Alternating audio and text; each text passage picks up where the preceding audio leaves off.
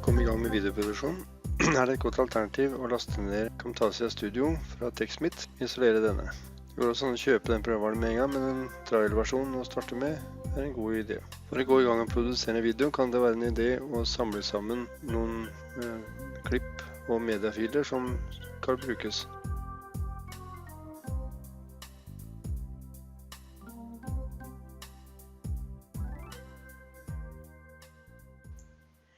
For å begynne å montere elementer fra Clip-In er det bare til å ta tak i dem og dra dem ned på et spor på timelinja, så kan vi begynne å redigere dem etterpå. Hvis vi skal gjøre et opptak av et skjermbilde, er det naturlig å bruke Record Screen-funksjon som ligger i Camtasia, for da får vi muligheten til å følge cursorbevegelser etterpå blant annet.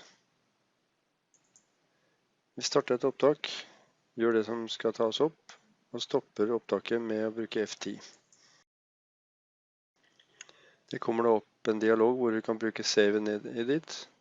Vi kan lagre videoen sammen med de andre elementene, og her ser vi at videoen har kommet opp direkte på et spor på timeline, hvor vi kan begynne å redigere. Når vi skal redigere et spesifikt klipp, har vi en del verktøy vi kan bruke. En av teknikkene vi kan bruke er å plassere markøren på et område vi ønsker å gjøre noe med. Vi bruker den røde hendelen og markerer et område og klipper ut det. En annen teknikk er å splitte videoen på flere steder, merke en seksjon og bruke delete-knappen for å fjerne denne.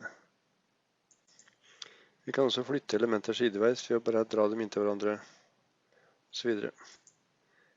Det går også an å høyreklikke på klippet og bruke en funksjon som heter Separer audio og video, for dermed å kunne klippe i en av partene uten at det ødelegger timingen på den andre.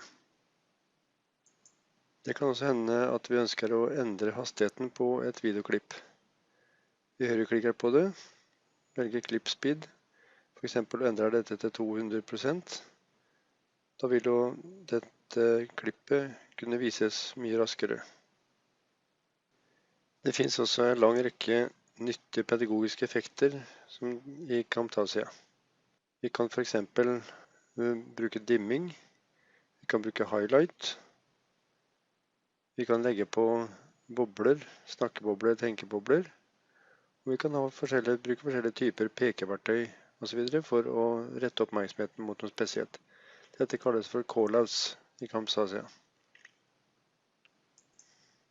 Hvis vi ønsker å legge på en callout-effekt, setter vi først markeren der vi skal ha inn effekten.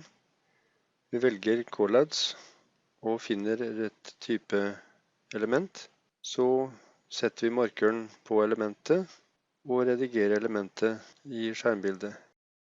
Vi kan også rotere elementet hvis vi ønsker det. Så tester vi hvordan dette oppfører seg.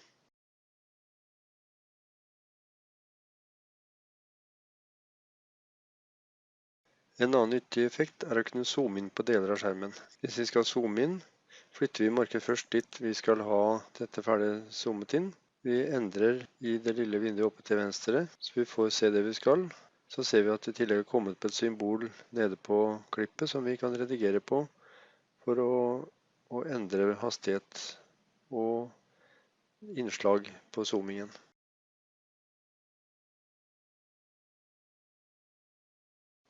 Og så til slutt noen enkle regler for lydbehandling. Etter vi har importert lydfil, kan vi klikke på audio og slå på automatisk volumjustering og fjerning av støy. Ofte vanlig også å øke volumet litt. Har vi musikk, kan det være praktisk å bruke fade in og fade out. Men til slutt vi skal publisere, er det vanlig å bruke Produce and Share. Kan sende direkte til YouTube eller Screencast, Drive eller andre steder. Men det mest vanlige er å legge det lokalt på disken først. Ofte velge en av variantene 720p eller 1028 og produsere MP4-filen direkte. Kan også legge på en smartplayer-kode rundt. Her foreslår den et publiseringssted og bruker prosjektnavnet som filnavn. Da begynner en renderingprosess. Deretter kan vi finne den aktuelle mappa, ta tak i MP4-filen, legge den fra seg på YouTube på vår egen konto. Det vil foregå en opplasting som vi kan gå inn og redigere på etterpå. Vi kan også velge om vi vil ha denne som ikke oppført, det vil si da må vi sende linken, eller om vi vil legge den offentlig.